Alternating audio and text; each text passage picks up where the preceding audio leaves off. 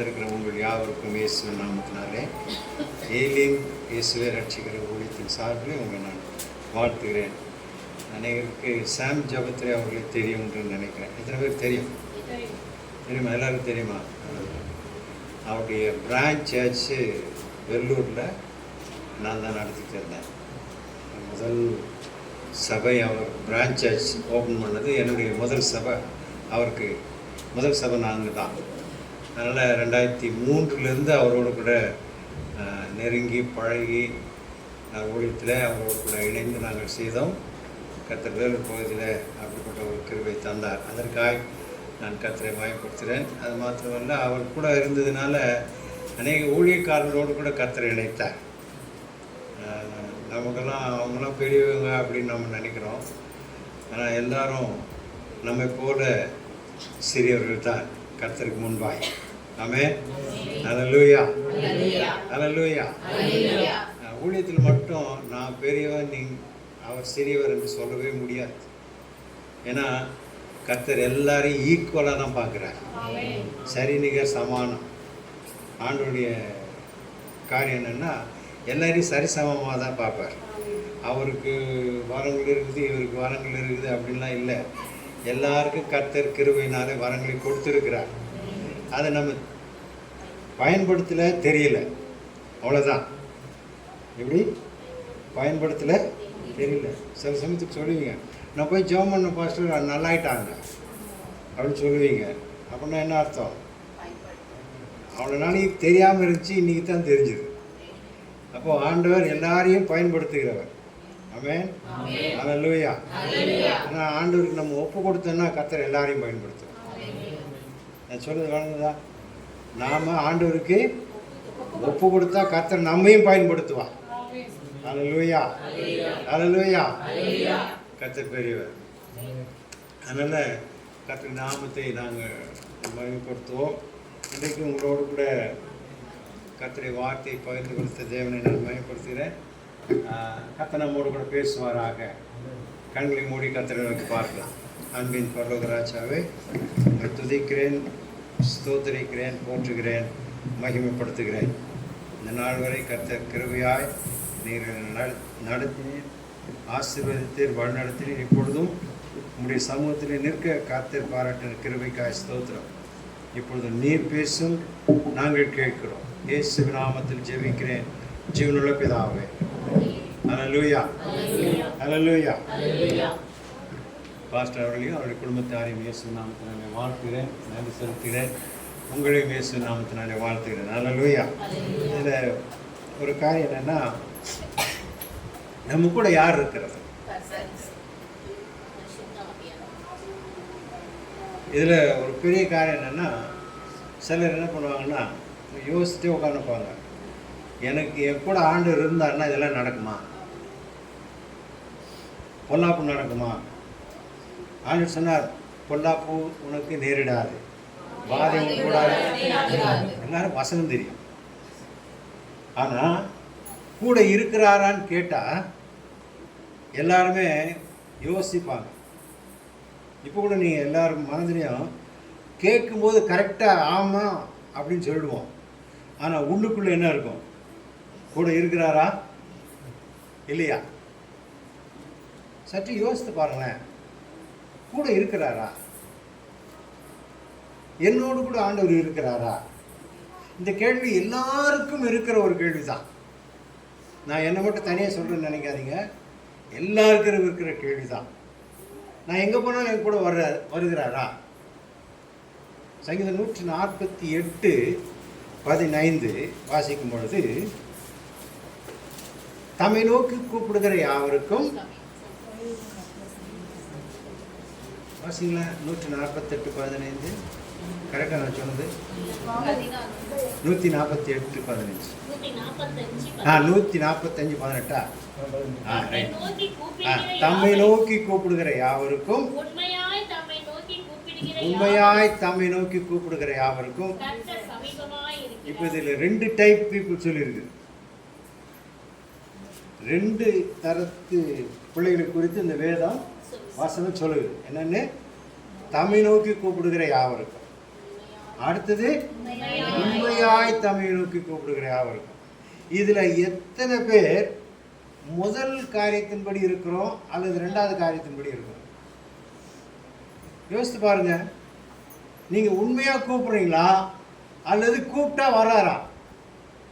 சங்கீதம் 91:15 எல்லாருக்கும் தெரியும். ஆபத்து காலத்தில் என்னை நோக்கி கூப்பிடு.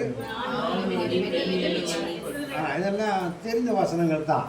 அப்போ ஆபத்து வந்துச்சுன்னா இயேசுவே ரட்சின்னு சொன்னால் ஆண்டவர் விடுதலை செய்கிறாரா இல்லையா? செய்கிறாரா இல்லையா? கொஞ்சம் சந்தேகமாக தான் இருக்கு இல்லை? செய்கிறாரா இல்லையா? நீங்கள் சிஎம்சி போங்க, சேப்பலுக்கு முன்னால் போய் பாருங்கள். சேப்பலுக்கு முன்னால் போய் பாருங்கள், கிறிஸ்தவங்களா போய் கும்பிட்டு நிற்கிறாங்க. பாதி பேர் இயேசுவை அறியாதவர்கள். இயேசுவை அறியாதவர்கள். இயேசுனா யாருன்னே தெரியாதவர்கள் தான் போய் இயேசுவே எங்கள் வீட்டுக்காரர், என் புருஷனை, என் மனைவியை, என் பிள்ளைய நீங்கள் தான் காப்பாற்றணும்.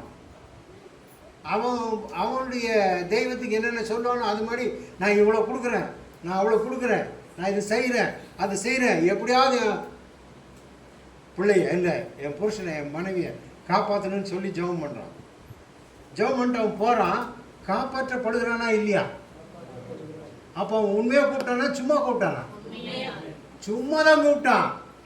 அவனுக்கு இயேசுக்கும் சம்பந்தம் கிடையாது. ஆனால் அவன் கூப்பிட்டதுக்கு ஆண்டவர் உதவி செய்தாரா இல்லையா? கர்த்தர் நிச்சயமாய் உதவி செய்கிறார். நீ யார் என்று அவர் பார்ப்பதில்லை. அப்போ உன்னை என் கூட யார் இருக்கிறார்? ஆதியாகம புத்தகம் 31ஆம் அதிகாரம் 3ஆம் வசனம் சொல்லுகிறது,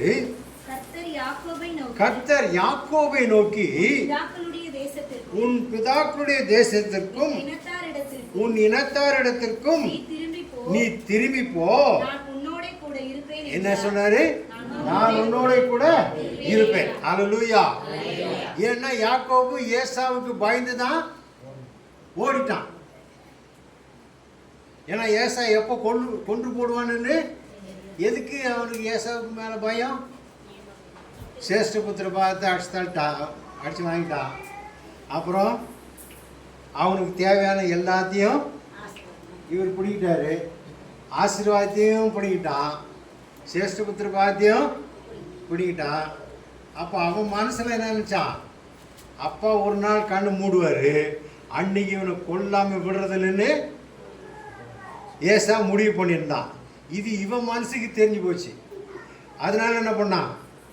ஊரை விட்டு ஓடிட்டான். அப்போ ஊரை விட்டு ஓடினவன் பயத்தோட வாழ்வானா வாழ மாட்டானா? பயந்தான்.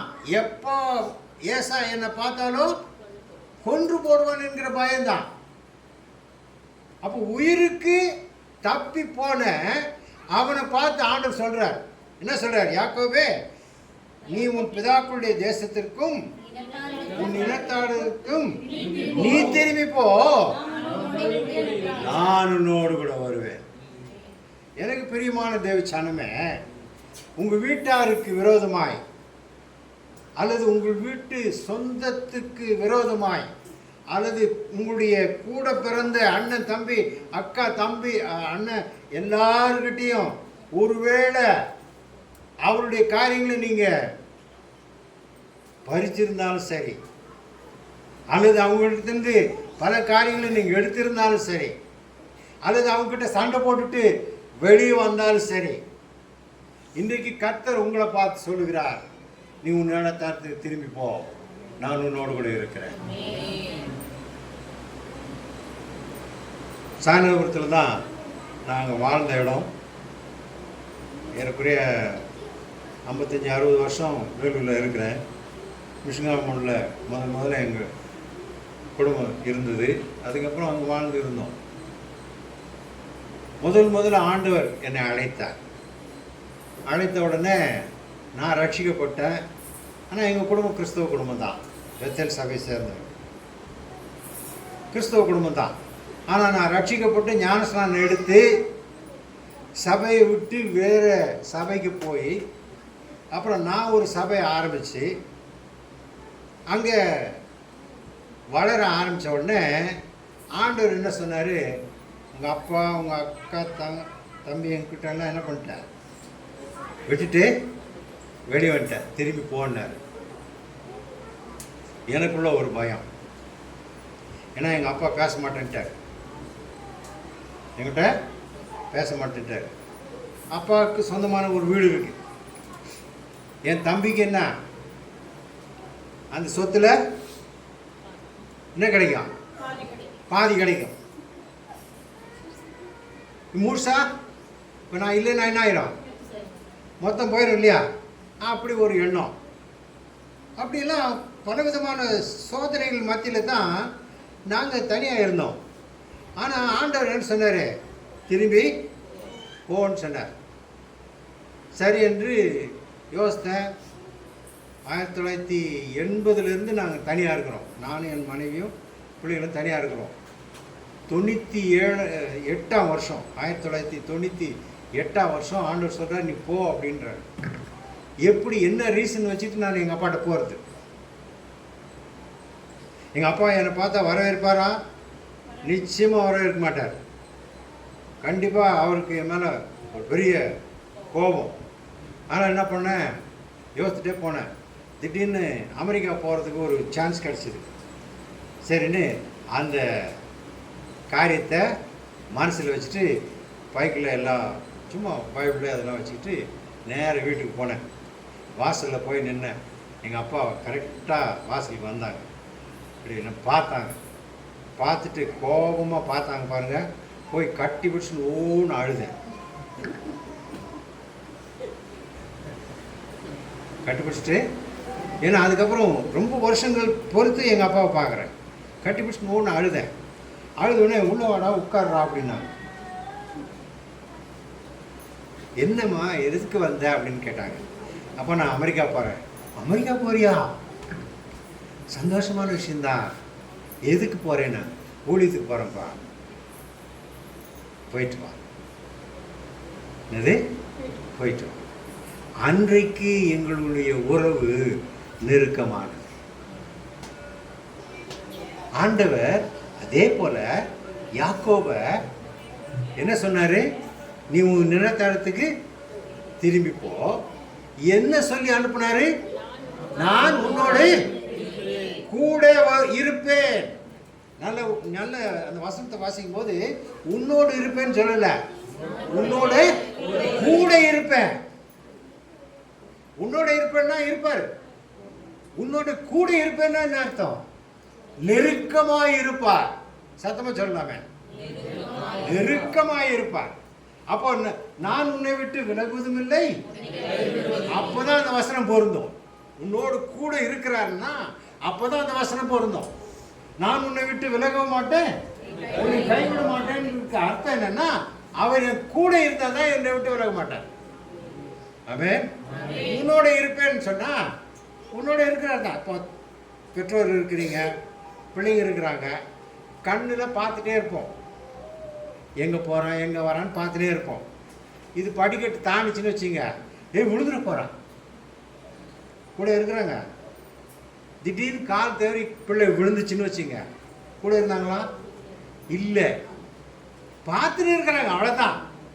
உன்னோட இருப்பேன்னா இருக்கிறாங்க, ஆனால் பார்த்துட்டு தான் இருப்பாங்க.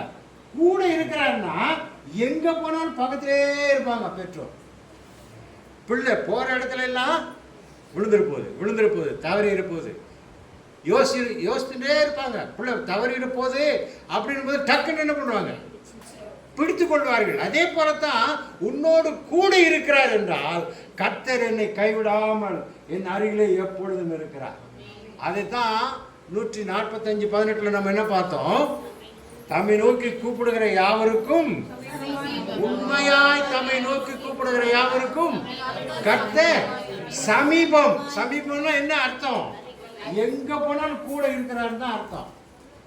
இந்த ஒரு வார்த்தை கொஞ்சம் விட்டுட்டீங்கன்னா நம்முடைய அந்த வார்த்தையினுடைய அர்த்தமே இல்லாம போயிடும். கூட இருப்பேன்னா அவர் எப்பொழுதும் என் அருகிலே தான் இருப்பார். என்னை கைவிடாமல் இருப்பதற்காகத்தான், நான் தவறி போகாமல் இருப்பதற்காகத்தான் கர்த்தர் என் கூட இருப்பேன் என்று சொல்லுகிறார். ஆமென். ஹல்லேலூயா. ஏசா வரான், யாக்கோபை பார்க்கறதுக்கு ஏசா வர்றான். இவனுக்கு பயம். முதல்ல பொண்டாட்டி பிள்ளைங்களெல்லாம் முன்னால் விடுறான், ஆடு மாடெல்லாம் முன்னால் விடுறான். ஏன்? அதை பார்த்து என்ன பண்ணுவான், என்னை கொல்லாமல் விடுவான்னு அவன் பயந்துட்டு தான் போகிறான். ஆனால் ஆண்டவர் சொன்னார், உன் கூட இருப்பேன்னு சொன்னார். இருந்தாரா இல்லையா? அல்லேலூயா. சத்தமா சொல்லலாமே. ஆமென். கூடவே இருந்தார். அதனால தான் யாக்கோபு ஏசாவுக்கு தப்பினான். இல்லாட்டா அவன் மனதில் என்ன இருந்தது?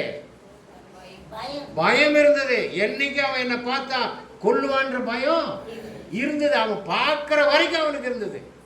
ஆனா ஆண்டவர் என்ன சொன்னார்? உன் கூட இருப்பேன் என்று சொன்னதுனால தான் கர்த்தர் அவனை பாதுகாத்தார். ஏசாவை அவன் கட்டிப்பிடித்து இருவரும் அழுதார்கள். என்ன செய்தாங்க? அழுதாங்க. அழுதுட்டு ஏசா பார்த்து சகோதரனை பார்த்து என்ன கேட்குறான், என்னடா இது முன்னால் போச்சு என்னன்னு, எல்லாம் உனக்கு தான் ப்ரெசன்ட் அப்படின்னா. எனக்கு ஏராளமாக இருக்குடா எனக்கு. அப்போ இவன் மொத்தத்தையும் அபகரிச்சிட்டான். ஆனால் ஏசா என்ன சொல்கிறான்? எனக்கு வேண்டிய மட்டும் இருக்குதுன்னு சொல்கிறான். யாக்கோபை பார்த்து என்ன சொல்கிறான்? எனக்கு வேண்டிய மட்டும் இருக்குது, இல்லை நீ வச்சுக்கோன்னு யாக்கோபு பலவந்தம் பண்ணுறான். பலவந்தம் பண்ணும்போது கூட சொல்கிறான், இல்லைடா எனக்கு ஏகப்பட்டது இருக்குது, என்னாலே ஆடு மாடுலாம் ஓடிட்டு போகிறதுக்கு எனக்கே முடியல, வேலைக்காரங்களாம் இருக்குது. அப்போது அப்படின்னா என்ன அர்த்தம்? உன்னோடு கூட இருப்பேன் என்று சொல்லுகிற கர்த்தர் யாக்கோபுக்கு கொடுத்தது போல அவன் சகோதரனுக்கும் ஏராளமாய் கொடுத்ததுனால தான் கர்த்தருடைய பிள்ளைகளாய் அவர்கள் இருந்தார்கள். சத்தமா சொல்லலாமே. ஆமென். அப்போ உன் குடும்பத்தார் உன்னை மாத்திரம் பார்த்துட்டு வளரல, நீ ஆசீர்வாதமா இருப்பதனால, உன்னோடு கூட கர்த்தர் இருப்பதனால தான் உன் குடும்பத்தாரோடும் கர்த்தர் இருக்கிறார் என்று அர்த்தம். ஆமென். ஹல்லேலூயா. ஹல்லேலூயா.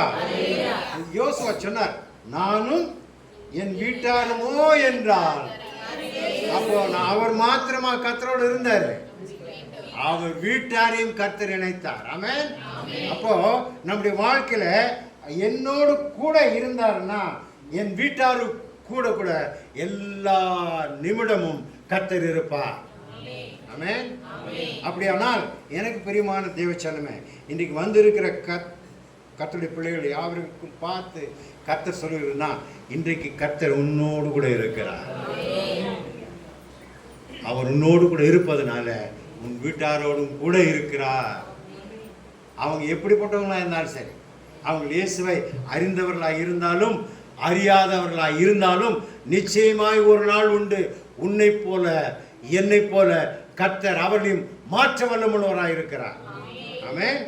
அப்போ ரட்சிப்பு எனக்கு மட்டும் இல்லை, என் மூலமாய் என்னை ஆசீர்வதித்த கர்த்தர் என்னோடு கூட இருப்பது போல என்னோடு கூட இணைக்கப்பட்டிருக்கிற என் அண்ணன், தம்பி, அக்கா, தங்கை, அப்பா, அம்மா எல்லாரோடும் கூட கர்த்தர் இருப்பதனால ஒரு நாள் நிச்சயமாய் என் குடும்பத்தை கர்த்தருடைய பிள்ளைகளாய் அவர் மாற்ற வல்லமுள்ளவராய் இருக்கிறார். அதுக்கு தான் அவர் சொல்கிறார், உன்னோடு கூட இருப்பேன் என்று. ஆமென். ஹல்லேலூயா. பிலிப்பியர் 1:26 சொல்லுகிறது,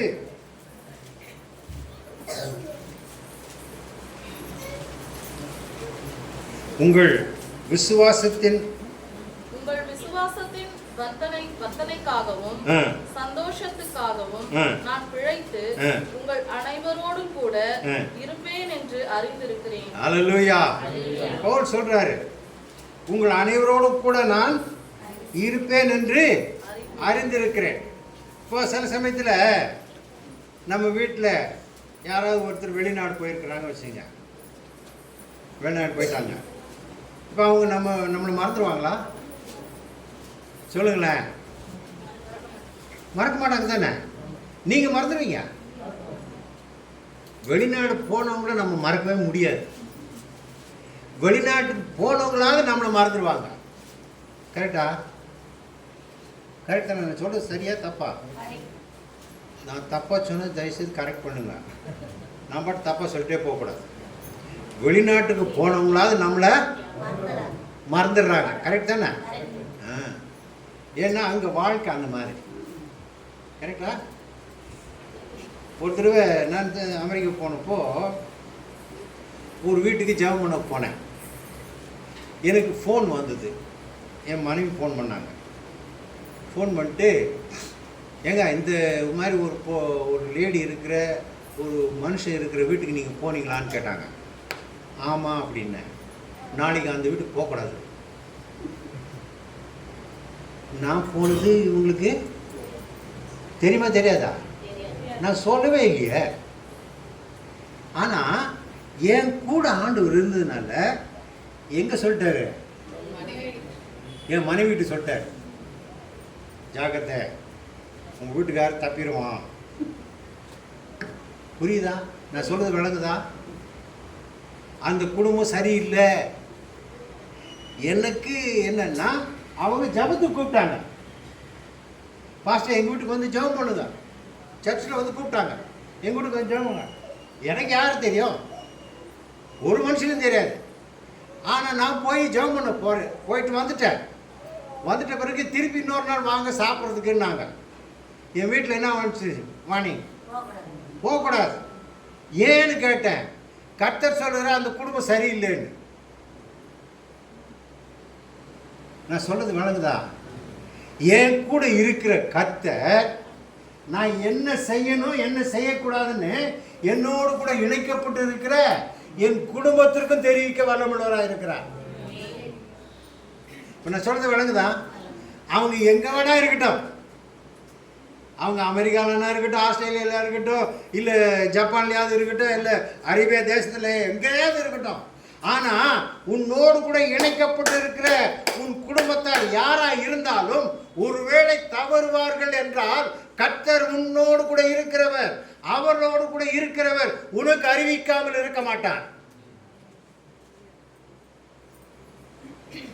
நான் சொல்றது எத்தனை பேருக்கு விளங்குதுன்னு தெரியல. விளங்குதுங்களா? ஒன்று சொல்லட்டுமா?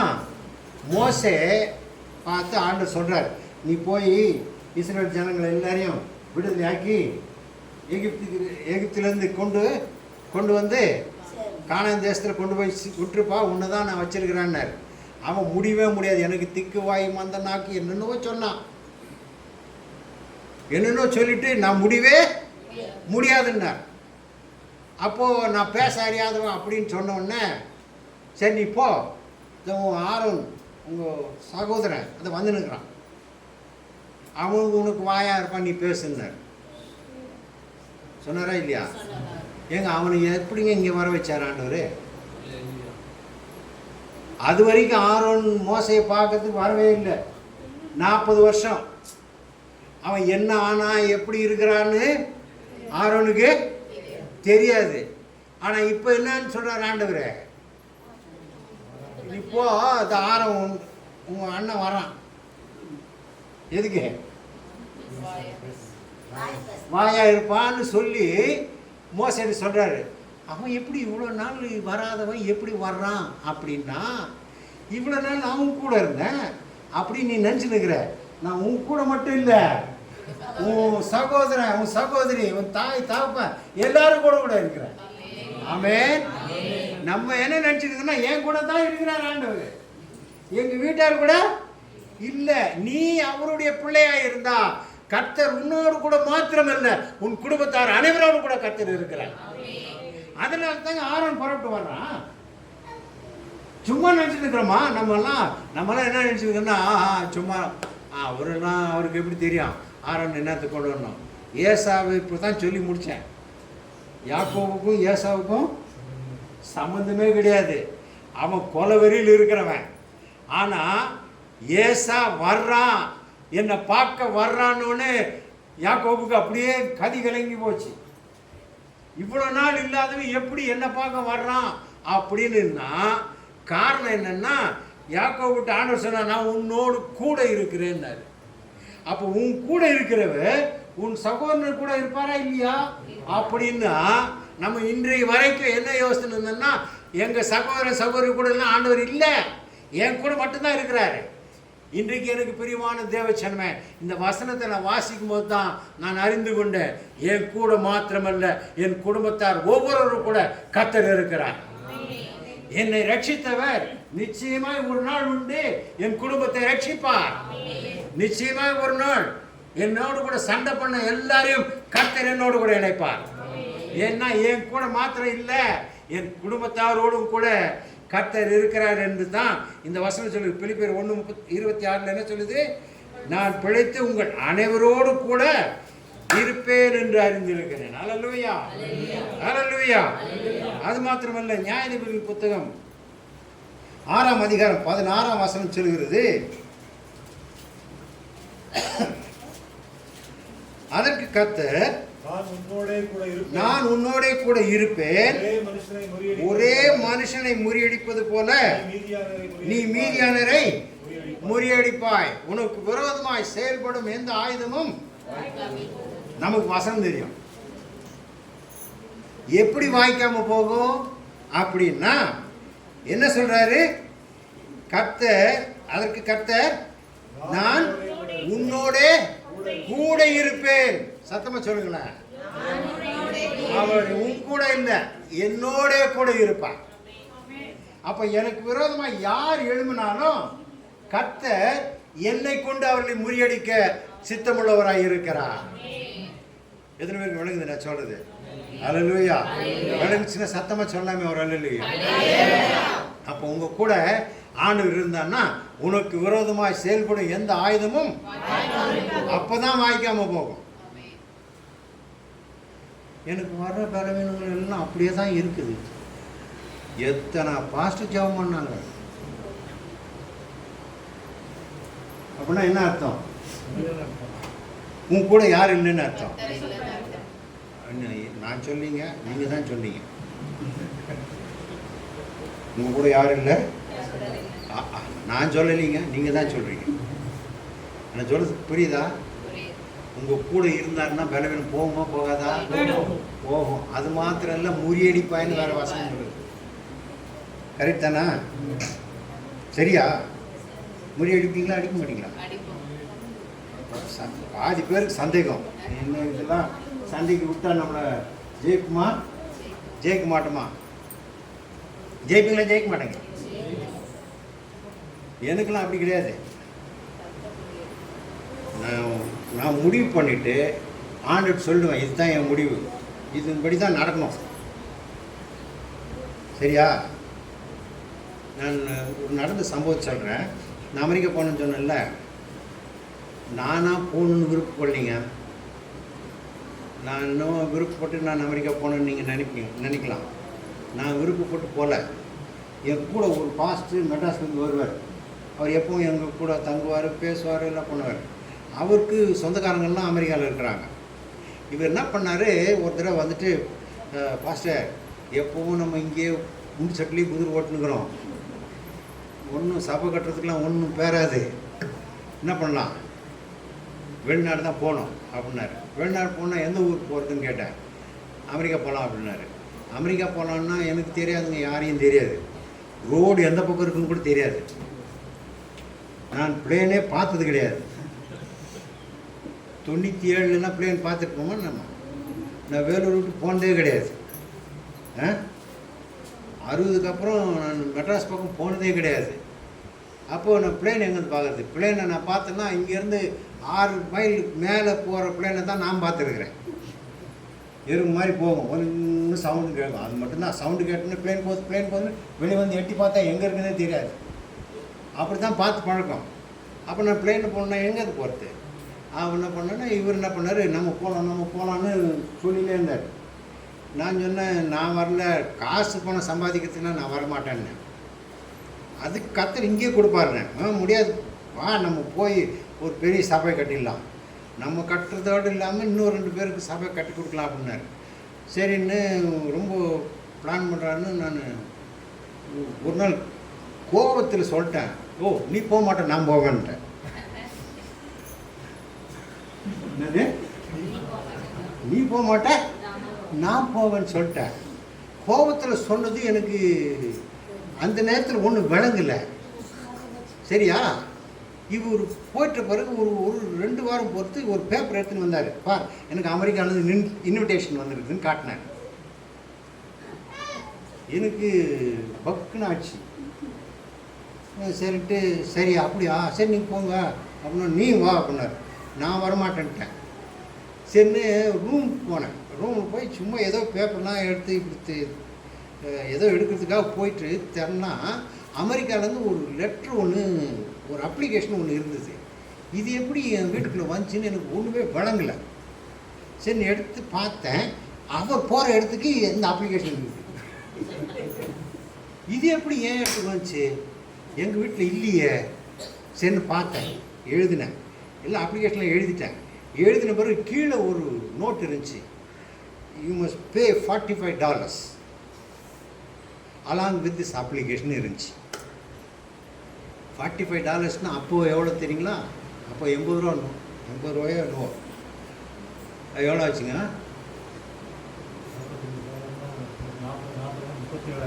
37,000 ரூபா ஆச்சு. 37,000 ரூபா. என் சம்பளமே 2,000 தான். எங்கள் சம்பளமே 2,000 தான். 37,000க்கு நான் எங்கே போகிறது? நான் ஒன்று திடீர்னு எனக்கு மைண்டில் ஒன்று வந்துச்சு, அதை ரவுண்ட் பண்ணி when I come over there I will pay அப்படின்னு எழுதி சைன் பண்ணி அனுப்பிச்சிட்டேன். நீங்கள் நம்ப மாட்டீங்க, 2 வாரத்தில் எனக்கு லெட்டர் வந்துடுச்சு. என்னது 2 வாரத்தில் எனக்கு இன்விடேஷன் வந்துடுச்சு. எனக்கு இன்விடேஷன் வந்தோடனே அவர் வந்தார், தூக்கின்னு வந்தார், நம்ம போகலாம் அப்படின்னாரு. நீ என்ன அப்ளிகேஷன் போடுறியா அப்படின்னாரு. அப்ளிகேஷன்லாம் போட்ட இது மாதிரி எனக்கு இன்விடேஷன். அவர் தூக்கி வாங்கி போட்டு, உனக்கு ஏது அப்ளிகேஷன்னாரு. எனக்கு அப்ளிகேஷன் நீயும் கொடுக்கல, நானும் வாங்கலை, ஆனால் கர்த்தர் கொடுத்தார். உடனே அவர் என்ன பண்ணார், உனக்கு எம்பசிலாம் தெரியுமான்னாரு. எனக்கு எம்பசியா, மெட்ராஸே தெரியாது, நான் எங்கே எம்பசி பார்த்தேன் அப்படின்னோடனே, மெட்ராஸில் இந்த இடத்துல இருந்து எம்பசி வானம் ஒரு நாள் கூட்டிகிட்டு போகலாம், நம்ம 2 பேரும் ஒன்றா போய் விசா வாங்கி போயிடலான்னு அவருக்கு அதுக்கப்புறம் குஷி ஆயிடுச்சு. ஒவ்வொரு தடவை வருவார், என்னைக்கு போகலான்னு, நான் 2 நாளில் போகலான்னுவார். இப்படியே 3 வாரம் போயிடுச்சு. இப்படி 3 வாரம் போனோடனே என் ஒய்ஃப் சொன்னாங்க, இவங்க கூட்டு போகிறது மாதிரி தெரியலீங்க அப்படின்னாங்க. நான் சொன்னேன், அவர் கூட்டு போனாங்கன்னா கூட்டு போகல, நம்ம என்னத்துக்கு அமெரிக்கா போகிறது அப்படின்னேன். இல்லைங்க, நம்ம போவோம் வாங்க. போயிட்டு அந்த மனுஷன் மூஞ்சியில் அடித்த மாதிரி விசா வாங்கிட்டு வந்துடுவோம், அதுக்கப்புறம் போகிறதா வேணாமான்னு முடிவு பண்ணலான்னு நான் வீட்டில் முழங்கால் போட்டு ஜெபம் பண்ணேன். ஆண்டவரே நான் போகிறேன், நோன்னு மட்டும் வீட்டுக்கு வரக்கூடாது. என்னது நோன்னு மட்டும் வீட்டுக்கு வரக்கூடாது, இல்லைன்னு மட்டும் நான் வீட்டுக்கு வரக்கூடாது அப்படின்னு புறட்டோம். ராத்திரி 12 மணிக்கு ட்ரெயின் எடுத்தோம். 3 மணிக்கு போய் ஸ்டேஷனில் இறங்கணும். 4 மணி வரைக்கும் அங்கேயே ஸ்டேஷன்லேயே படுத்து கிடந்துட்டு 4 மணிக்கு மேலே எம்பசிக்கு போனோம். எம்பசிக்கு போனால் 3 தெருவில் சுற்றி ஆள் உட்காந்துக்குது. எங்கேக்கு விசாவுக்கு லைனில் நின்று உட்காந்துக்கிறாங்க. 3 தெரு, ஏறக்குறைய 1500-2000 பேர் உட்காந்துப்பாங்க பொழுது. இப்போ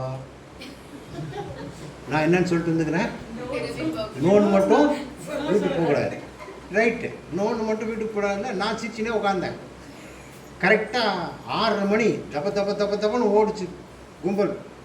போனவுடனே லைனு நெருங்கிடுச்சு. நெருங்கினோடனே ஒரு பெரிய லைன் நின்றுட்டுங்க. அந்த கரெக்டாக ஒரு போஸ்ட், லைட் போஸ்ட் ஒன்று இருக்குது இந்த தெருவில். அந்த லைட் போஸ்ட்டில் நிற்கிறவன் என்னை பார்த்து சிரிச்சான். அவனுக்கு அடுத்த ஒரு ஆள், அதுக்கு அடுத்த ஒரு நான் நிற்கிறேன். இவன் என்னை பார்த்து சிரிச்சுனே இருந்தான். எனக்கு கோவம் வந்துச்சு, என்னையா என்னை பார்த்து சிரிச்சுன்னுக்கிறேன்னு. அப்போ அவன் சொன்னான், சார் அவன் ரொம்ப தடவை வந்திருப்பான் போடுக்குது, இந்த போஸ்ட்டில் நிற்கிற பாருங்க, இது வரைக்கும் தான் உள்ளே போவோம், அதுக்கப்புறம் இருக்கிற யாருமே உள்ளே போனது கிடையாதுன்னா. என்னது இந்த போஸ்ட் நிற்குத, இது வரைக்கும் தான் உள்ளே போயிருக்கிறாங்க இது வரைக்கும். அப்படின்னா எத்தனை தடவை வந்து பாருங்க, யோசனை சொல்கிறது விளங்குதான். இந்த போஸ்ட்டில் இருக்கிற வரைக்கும் தான் உள்ளே போவாங்க, அதுக்கப்புறம் இருக்கிறவங்க யாருமே உள்ளே போக மாட்டாங்க சார்னா. அதனால தான் சார் உங்களை பார்த்தா சிரிப்பாக வருதுன்னா, நாளைக்கு நீங்கள் வரணும் அப்படின்னா. சரி, நான் என்னன்னு சொல்லிட்டு வந்துக்கிறேன், நோன்னு சொல்லிட்டு வந்துக்கிறேன். அது எப்படி நீ நோ பார்த்துடலாம் அப்படின்னு நான் இப்போ சமைச்சிச்சுன்னே இருந்தேன். கரெக்டாக அவன் சொன்ன மாதிரி அவன் மட்டும்தான் உள்ளே போனான். போனான்னா உள்ளே போனோடனே கேட் சாத்திட்டான், பூட்டிட்டான். எம்பசி கதவே க்ளோஸ்ட். நான் கம்பி பிடிச்சி நின்றுக்கிறேன் ஜெயிலில். ஜெயிலில் கம்பி பிடிச்சி நிற்போமே அது மாதிரி ஜெயில் மாதிரி கைதி மாதிரி நின்றுக்கிறேன். அவன் உள்ளே போனவன் அப்படின்னு சீட்டினே உள்ளே போயிட்டான். போனேன்னா எனக்கு ஒரு 10 நிமிஷம் இருக்குங்க, நான் கம்பி பிடிச்சி நின்றுக்கிறேன். திடீர்னு உள்ளேருந்து ஒரு சத்தம், சென்ட் 2% இன் அப்படின்னா. 2% எங்கே இருக்கிறேன்? நான் ஒரு ஆள் தான், என் கூட ஆண்டவர் 2 பேர் தான் இருக்கிறோம். நேர வந்தான், கதவை திறந்தான். Is there any 2 persons? I am the only person. என்ன கமேன்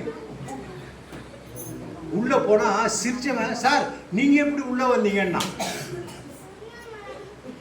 புரியுதா நான் சொல்கிறது? கதையாக இல்லை, நிஜம் நடந்தது. சரியா? உள்ளே போயாச்சு. விசிட்டிங் விசாக்கு ஏறக்குறைய 20 பேர் நின்னோம். அங்கே ஒரு லேடி, கிரேஸ்னு ஒரு லேடி, அதுதான் விசா கொடுக்குறது, விசிட்டிங் விசாக்கு கொடுக்குறது. அது எல்லாருக்கும் அங்கே இருக்கிறவங்க எல்லாருக்கும் தெரியுது. ஏன்னா போகிற ஒரு ஆளுக்கும் விசா கொடுக்குறதே கிடையாதான். எல்லோரும் நெக்ஸ்ட்டுன்னு 5 நேரமா விசிட்டிங் விசாவே கொடுக்காதான். சரியா? இது எல்லோரும் சொல்லிவிட்டு நாங்கள் லைன் நின்றுக்கிறோம். நான் 10வது 12வது ஆள் நின்றுக்கிறேன். இங்கே போய் லைன் நின்றுட்டோம். உள்ளேருந்து கிரேஸ் வந்துச்சு. வந்தோடனே முன்னால் இருக்கிறவங்க போச்சுன்னு உட்காடுறான் கீழே. நான் சிரிச்சுனே நின்றுக்கிறேன். என்னாச்சு, கொஞ்ச நேரம் அது பேப்பர்லாம் ரெடி பண்ணி இருக்குது. ரெடி பண்ணி நிற்கும்போது உள்ளேருந்து ஒரு சத்தம், கிரேஸ் கமின் அப்படின்னு ஒரு சத்தம். கிரேஸ் கமின் ஒன்று அது உள்ளே போச்சு பாருங்க. போனதுக்கப்புறம் வேற ஒரு ஆள் வந்து நின்னான். விசாரிக்கு வேற ஒரு ஆள் வந்து நின்னான். நின்னவுடனே அப்பாடின்னு நாங்கள் முன்னால் இருக்கிறவங்கலாம். சரியா? அப்பாடின்னு சொன்னவங்க எல்லாரையும் நெக்ஸ்ட்டுன்ட்டான். நான் போய் நின்னேன். கிவ் மீ த பேப்பர்ஸ்னா பேப்பர் எடுத்து போட்ட உடனே ஆர் யூ பாஸ்டர்னா, yes I am a pastor, but what you are doing? I am working State Bank அப்படின்னா. Do you know how much you need to spend அப்படின்னா, I know it's around 3 lakhs அப்படின்னேன். எனக்கு தெரியும், முந்தி போயிருந்தா தானேங்க தெரியும். It's around 3 lakhs. Do you have 3 lakhs என்ன? Yes I have, but your statement chase 10,000 only அப்படின்னாரு. நான் சொன்னேன், I am eligible to take 3 lakhs loan அப்படின்னேன். எப்படி? ஓகே அப்படின்னா பேப்பர்லாம் தூக்கி வெளியே போட்டான். நெக்ஸ்ட்டுன்னா பேப்பர்லாம் தூக்கி போட்டு நெக்ஸ்ட்டுன்னா நான் பேப்பர் எடுத்துகிட்டு எனக்கு பாஸ்போர்ட் பார்க்குறேன், பாஸ்போர்ட்டை காணும். உள்ளே ஒரு டோக்கன் வச்சுருந்தான். அதை எடுத்து வச்சுட்டு வெளியே வந்து, சார் என் பாஸ்போர்ட்டை கொடுக்கல, அதனால பேப்பர்லாம் தூக்கி போட்டான்னொன்னே, பாஸ்போர்ட் கொடுக்கலையா? அப்போ உனக்கு விசா கிடச்சிச்சிங்கண்ணா. இருந்த 20 பேரை அனுப்பிச்சிட்டு ஒரே ஒரு ஆள் விசா கிடச்சிருந்து, நான் ஒரு ஆள் தான். வீட்டில் என்னன்னு சொல்லிட்டு வந்தேன். சாயந்தரம் 4 மணிக்கு போனேன். பாஸ்போர்ட்டை கையில் கொடுத்தான். உள்ளே பார்த்தா விசா அடிச்சு கொடுத்துட்டாங்க. ரொம்ப சந்தோஷமாயிடுச்சு. வீட்டில் கொண்டாந்து வச்சுட்டு சந்தோஷம். இவர் வருவார்னு பார்த்தா அதுக்கப்புறம் அந்த ஆள் வரவே இல்லையா? ஏன்னா அவருக்கு கிடைச்சதா கிடைக்கலையான்னு தெரியல. கிடைக்கல போலுக்குது. கிடச்சிருந்தா நமக்கு தெரிஞ்சிருக்குமே. ஏன்னா நான் போகிற இடத்துக்கு தான் அவரும் வரணும் அப்படின்னு ஆச்சு. 1 மாதம் வச்சுருந்தேங்க. எங்கள் சபையில் இருக்கிற ஒரு மூப்பட்டு சொல்லியிருந்தேன், இது மாதிரி விசா கிடச்சி. ஃபஸ்ட்டு விசா கிடச்சிச்சா அவங்களுக்குன்னாரு. ஆமாண்ணே. அப்புறம் சரி, இன்னும் ஒரு நாள் ஃபோன் பண்ணார். பாஸ்டர் என்னைக்கு போகிறீங்கன்னாரு. எங்கேன்னு கேட்டேன். ஏன்னா ஃபஸ்ட்டு விசா வாங்கி வச்சுருக்கிறீங்க போலியாண்ணா. நான் எங்கே போகிறது? நானே 5000 ரூபாய்க்கு தடமாட்டேன் உட்காந்துக்கிறேன். நான் எங்கே போகிறது? என்ன பாஸ்டர் நீங்கள் போகிறதுன்னு சொல்லிட்டு நீங்கள் முடிவு பண்ணிட்டு விசா வாங்கி வச்சுருக்கிறீங்க போலியா அப்படின்னா, நான்லாம் போக முடியாது. எனக்கு காக்கா கூட தெரியாது. நான் எந்த ஃப்ளைட் போயிருக்கேன்? அமெரிக்காவில் எனக்கு யாருமே தெரியாது அப்படின்னோடனே, இல்லை பாஸ்டர் நீங்கள் வாங்க அப்படின்னு அடுத்த நாள் காலையில் கூட்டின்னு போய் அவரே டிக்கெட் எடுத்து கையில் கொடுத்துட்டு நீங்கள் போயிட்டு வாங்கன்றாரு. ஐயா, எனக்கு ஒரு மனுஷனுக்கு தெரியாது. நான் போய் இறங்கினா எங்கே போய் இறங்குறது? இன்னும் பஸ் விட்டு இறங்கிட்டு போன மாதிரி போக முடியும்? சொல்லுங்களேன். நீங்கள் அமெரிக்கா போனால் என் கூட வரணுமா? கூட வரணும். பார்த்தீங்களா, கூட வரணுமா? சரி, எனக்கு யாரையும் தெரியாது. அப்போ நான் சொன்னேன், எனக்கு யாரையும் தெரியாது, நீ போங்க பாஸ்டர், கர்த்தர் உங்களோட இருக்கிற. என்னது உண்மையாக தான் நடந்துச்சு. நான் போய் இறங்கினேன். நாங்கள் போன ஃப்ளைட்டில் 400 பேர் இன்னும் அந்த ஃப்ளைட்டில் இருந்தோம். 400 பேர் வெளியே போயிட்டாங்க. நான் ஒரே ஆள் ஃபார்ம் ஃபில்லப் பண்ணியிருக்கிறேன். எனக்கு ஃபார்ம் ஃபில்லப் பண்ண தெரில. ஃபில்லப் பண்ணி பார்த்தேன், அந்த இமிக்ரேஷன் டிபார்ட்மெண்ட்டில் யாருமே இல்லை என்னை தவிர. அவன் இமிக்ரேஷனில் உட்காந்துக்கிறவன் come on man what are doing அப்படின்றான், கத்துறான். சரின்னு என்னவோ போட்டு கையெழுத்து போட்டு கொடுத்தேன். அவன் படிச்சானா இல்லையோ தெரியல, டப்புன்னு அடிச்சான், டப் அப்படின்ட்டு போயிட்டான். நான் வெளியே வந்தேன். ஒரே ஒரு மனுஷன் இருந்தார். ஆர் யூ பாஸ்டர் ஃப்ரம் இந்தியானாரு. இவ்வளோ பேர் போனாங்க. அவனெல்லாம் பாஸ்டரான்னு கேட்டியானா இல்லைன்றாரு. என்ன மட்டும் ஆர் யூ பாஸ்டர்னா, yes sir I am a pastor from India. Yes I am from India. Come on let's go அப்படின்னு பெட்டி தூக்கு வா அப்படின்னு என் கூட வான்ட்டேன்னா கூட்டிட்டு போயிட்டாருங்க. கூட்டின்னு போனோடனே வீட்டில் போய் உட்கார வச்சு, நீங்கள் பிரியாணி சாப்பிடுவீங்களான்னு தமிழில் கேட்டார். அப்பா சாப்பிடுவேன். பசி அப்படியே. ஃப்ளைட்டில் போகிறது 4 மணி நேரம், ஏர்போர்ட்லேருந்து அங்கே போகிறதுக்கு ஒரு 7-8 மணி நேரம் பசி. சரி பிரியாணி கொடுத்தா சாப்பிட்டேன். பட் தூங்க நீங்கள் எங்கே போகணுன்னு கேட்டார். நான் சிகாகோ போகணும். நான் இறங்குறது நியூயார்க்கு. சிகாகோ 17 மணி நேரம் ட்ராவல். 7 நேரம் பஸ்ஸில் போகணும். வாங்க நாளைக்கு காலைல டிக்கெட் எடுக்கிறேன்னு சொல்லி நாளைக்கு காலைல டிக்கெட் எடுத்து கூப்பிட்டு போனார்.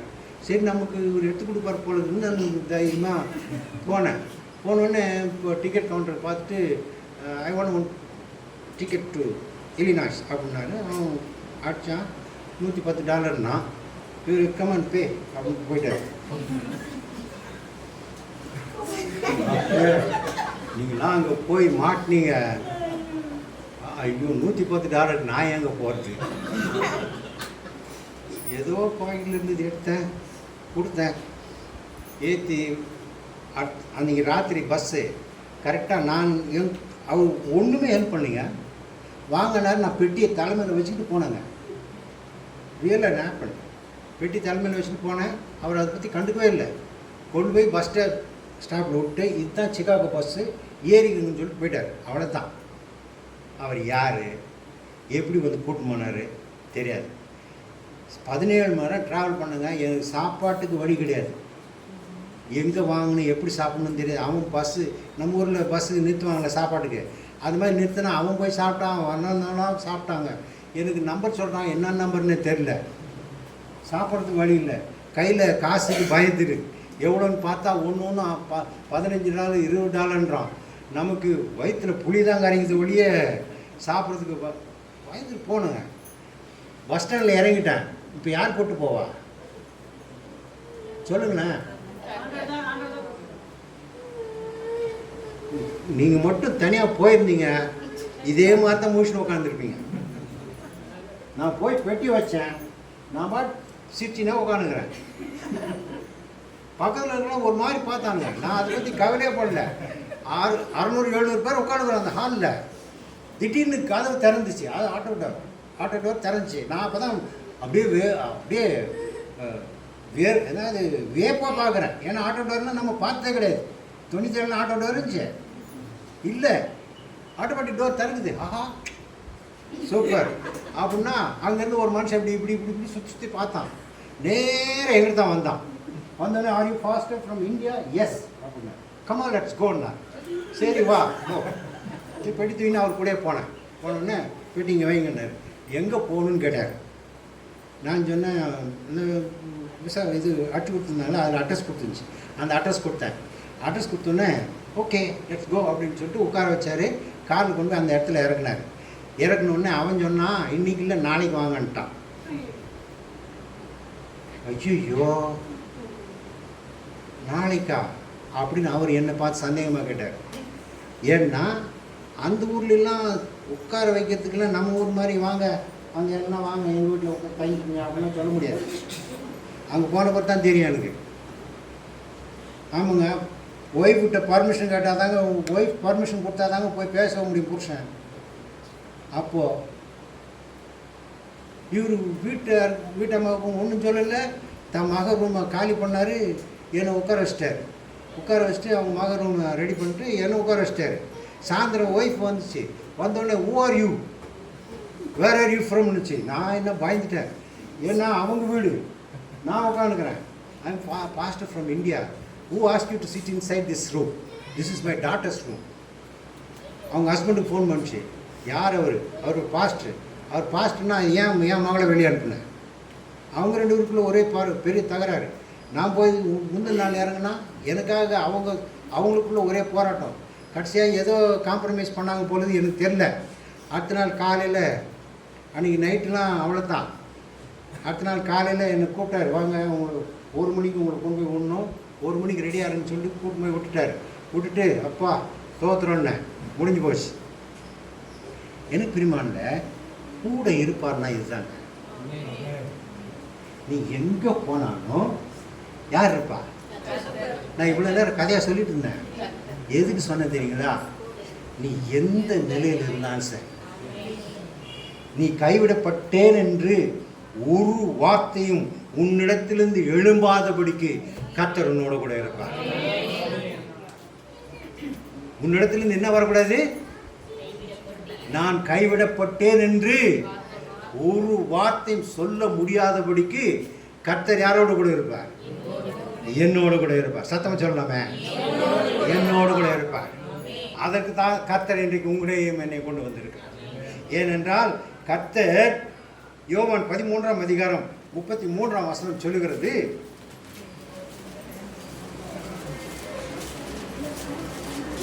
யோவான் 13:33, இன்னும் கொஞ்ச காலம் நான் உங்களோடு கூட இருப்பேன், நீங்கள் என்னை தேடுவீர்கள், ஆனாலும் நான் போகிற இடத்துக்கு நீங்கள் வரக்கூடாது என்று நான் யூதரோடு சொன்னது போல இப்பொழுது உங்களோடும் சொல்லுகிறேன். அல்லேலூயா. இயேசு கிறிஸ்து பரமேறுவதற்கு முன்பு அவர் என்ன சொல்கிறார்? இன்னும் கொஞ்ச காலம் நான் உங்களோட கூட இருப்பேன்னு சொன்னார். என்னை தேடுவீர்கள், ஆனாலும் நான் போகிற இடத்துக்கு நீங்கள் வரக்கூடாது என்று யூதரோட சொன்னது போல இப்பொழுது உங்களோடு சொல்கிறேன். இந்த வசனம் யாருக்குன்னா, இன்னைக்கு வரைக்கும் என் கூட ஆண்டவர் இல்லைன்னு சொல்றவங்களுக்கு தான் இந்த வசனம். ஏன்னா ஆண்டவர் என்னை கைவிட்டாருங்க. ஆண்டவர் எதுக்கு அப்படி சொன்னார்னா, இன்னும் கொஞ்ச காலம்தான் நான் உங்களோட கூட இருப்பேன்னு யாருக்கு சொன்னார்? சீஷருக்கு சொன்னார். அப்போ இன்னும் கொஞ்ச காலம் தான் இருந்தார் அவரு. நான் போய் உங்களுக்காக ஒரு தேற்றரவாளனை அனுப்புவேன், அவர் வந்து சகல சத்தியத்துக்குள்ள உங்களை நடத்துவான்னு சொன்னாரா இல்லையா? அது வரைக்கும் சீஷனுக்கு தெரியாது. அவர் போயிட்டாருன்னா எல்லாரும் குடிச்சிட்டு இருந்தாங்க. அதே போல எனக்கு பிரியமான தேவச்சனமே, அவர் கொஞ்ச காலம் இருந்துட்டு போனாரு. ஆனால் கொஞ்ச காலம் தான் நம்ம கூட இருக்கிறான்னு இன்னைக்கு அநேகர் யோசித்து கொண்டு இருக்கிறீங்க. அவர் கொஞ்ச காலம் அல்ல, அவர் வரும் நாள் வரைக்கும் என்னோட உங்களோட கூட இருக்கிறார். அல்லேலூயா, அல்லேலூயா. அதைத்தான் 1 தெசலோனிக்கர் 4ஆம் அதிகாரம் 17ஆம் வசனத்துல நாம் பார்க்கிறோம். பின்பு உயிரோடு இருக்கும் நாமும் கர்த்தருக்கு எதிர்கொண்டு போக அவர்களோட கூட, யாரோடு கூட?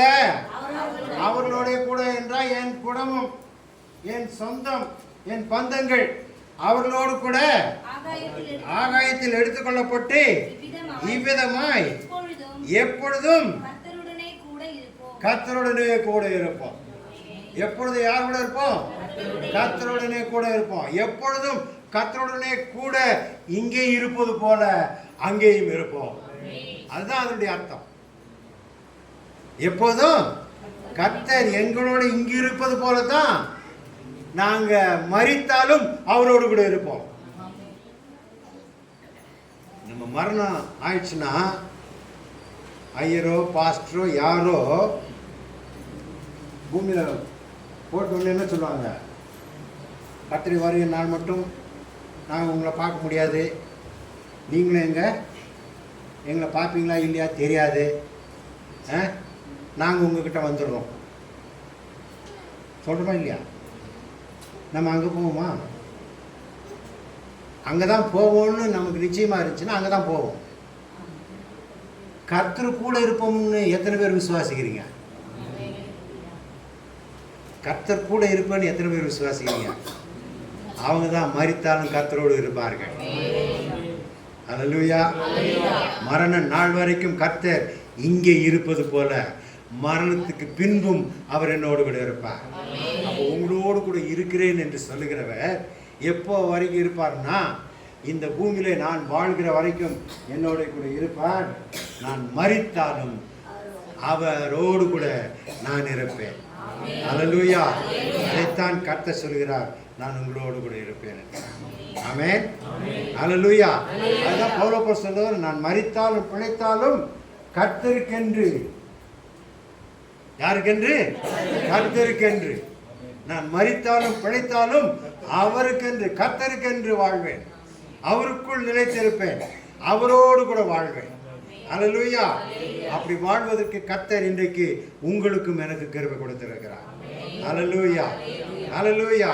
அப்படியானால் எனக்கு பிரியமான தேவச்சனமே, நான் ஆலயத்துக்கு வரும்பொழுது ஒன்றை யோசித்தேன், நிதானித்தேன். கர்த்தர் என் கூட இருக்கிறாரா இல்லையா என்கிற ஒருவேளை அந்த சந்தேகத்தோடு கூட நீங்கள் இன்றைக்கு வந்திருப்பீர்களானால் கர்த்தர் சொல்லுகிறார், இன்னைக்கு உங்களை பார்த்தான் கர்த்தர் சொல்லுகிறார், கர்த்தர் உன்னோட கூட இருக்கிறார். உங்களோட அல்ல, உன்னோட. சொல்லும்போது என்னோட கர்த்தர் இருக்கிறார், என்னோட கர்த்தர் இருக்கிறார். அவர் என்னை விட்டு விலகுவதும் இல்லை, என்னை கைவிடுவதும் இல்லை. அதனால தான் ஆண்டவர் சொன்னார், நான் உன்னை விட்டு விலகுவதும் இல்லை.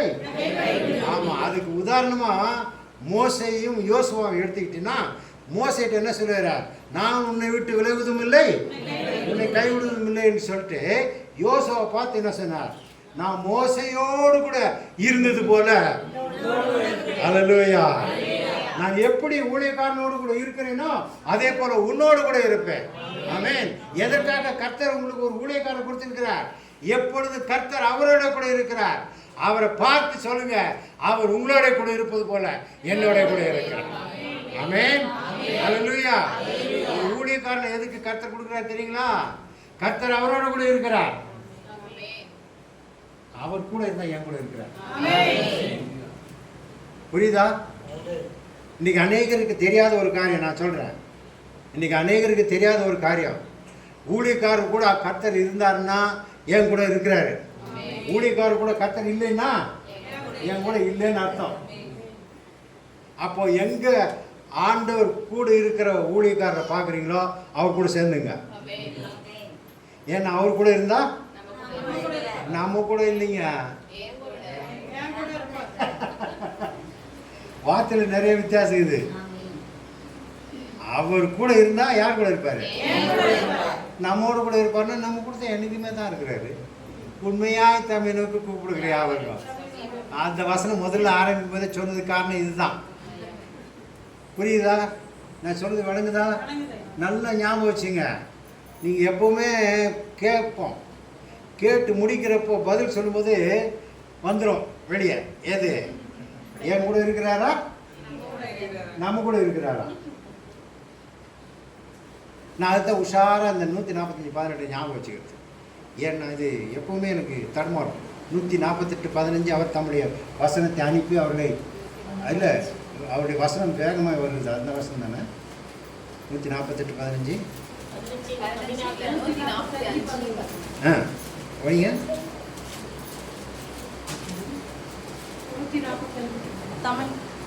148:15 சொன்னேன். 18 படிங்க. தம்மை நோக்கி கூப்பிடுகிற யாவருக்கும். அது இல்லைங்க, 145:18 படிங்க. 148:15 14 தான் இருக்கா? 10 படிங்க. அவர் தம்முடைய பரிசுத்தவான்கள் யாவருக்கும் நம்மை சேர்ந்த ஜனமாகிய இஸ்ரவேல் புத்திரருக்கும் கொண்டாட்டமாக நம்முடைய ஜனத்துக்கு ஒரு கொம்பை உயர்த்தினார். அல்லேலூயா. தம்முடைய ஜனத்துக்கு எதுக்கு? கொண்டாட்டமாக. அப்படின்னா என்ன அர்த்தம்? சந்தோஷமா இருக்கிறதுக்காக கர்த்தர் ஒரு கொம்பை வச்சிருக்கிறாரு. உமது கோலும் உமது தடியும். அப்ப தேற்றுவதற்காக கர்த்தர் ஒரு கொம்பை வச்சிருக்கிறார். அல்லேலூயா. இது நான் இந்த வசனம் எடுத்துட்டு வரல, திடீர்னு ஞாபகப்படுத்தினதுனால உங்களோட கூட கர்த்தர் பேச வச்சார். ஆமென். அல்லேலூயா. அதனால எனக்கு பிரியமான தேவச்சனமே, இன்றைக்கு கர்த்தர் என்னோடு கூட இருக்கிறார், ஊழியக்காரரோடு கூட இருக்கிறார், உன்னோடும் உங்கள் இங்கே வந்திருக்கிற எல்லாரோடும் கூட கர்த்தர் இருக்கிறார். ஆமென். நீங்கள் வீட்டுக்கு போகிறப்ப என்ன சொல்லணும்? என்னோடு கூட கர்த்தர் இருக்கிறார்.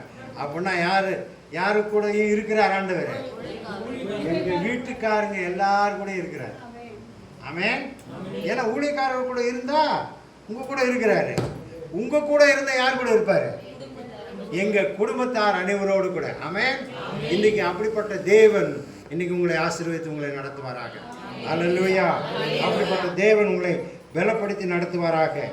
அவருடைய கிருபை உங்களை தாங்கி நடத்துவதாக. அநேகருக்கு ஆயிரங்களுக்கு கர்த்தர் உங்களை சாட்சியை நிற்கும்படியாய் கர்த்தர் உங்களை பலப்படுத்தி நடத்துவாராக. அவர் உங்களோடு மாத்திரமல்ல உங்கள் குடும்பத்தார் அனைவரோடு கூட இருந்து உங்களை வழிநடத்தி உங்களை காத்துக்கொள்வாராக. ஜெபிக்கலாம். கர்த்தாவே உம்மை மகிமைப்படுத்துகிறோம். அல்லேலூயா, அல்லேலூயா. ரீபாது காபாரா ரபா. மகிமின் தேவனுடைய கரம் இப்பொழுது ஒவ்வொருவரையும் தொடுவதாக. அல்லேலூயா. ஒரு அபிஷேகத்தினால் கர்த்தர் நடத்துவீராக. அல்லேலூயா. தேவனுடைய வல்லமை ஒவ்வொருவரையும் தொடுமுடியாக ஜெபிக்கிறேன். மகிமின் கரம் தாப்பனே ஒவ்வொரு கூட இருக்கிறீர் என்பதை அறிந்து கொள்ளும்படியாய் இருதயங்கள் திறக்கப்படட்டும் ஆண்டவரே. சிந்தனைகள் திறக்கப்படட்டும் ஆண்டவரே. இவருடைய குடும்பத்தோடு கூட கர்த்தர் நீர் இருக்கிறீர் என்பதை இவர்கள் அறிந்து கொள்ளும்படியாய் என் தேவன் இவர்களை நீர் தொடுமுடியாய் ஜெபிக்கிறேன். ஆசீர்வதித்து வழிநடத்தும். கிருபைக்குள்ளாய் மூடி மறைத்துக்களும். பாஸ்டருடைய குடும்பத்தின் நீர் ஆசீர்வதியும். வந்திருக்கிற ஒவ்வொருவரு கூட கர்த்தருடைய கரம் தாங்கி நடத்தும்படியாய் பாதுகாத்துக் கொள்ளும்படியாய் ஜெபிக்கிறேன். அடிமை மனைவி பிள்ளைகளையும் பேரப்பிள்ளைகளையும் மருமக்களையும் கர்த்தர் நீர் பாதுகாத்து நடத்தும். கிறிஸ்தேசின் விலையேறப்பட்ட நாமத்தில் ஜெபிக்கிறேன். உமக்கு சித்தமானால் மீண்டும் சந்திக்க உதவி செய்யும். இயேசுவின் நாமத்தில் ஜெபிக்கிறேன் ஜீவனுள்ள பிதாவே. அல்லேலூயா.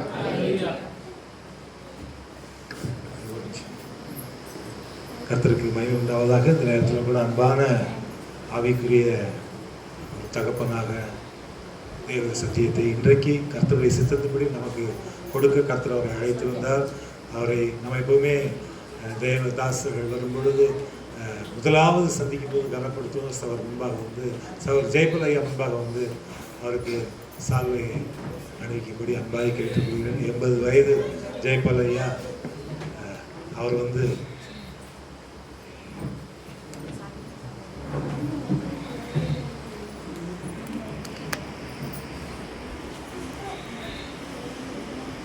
Good.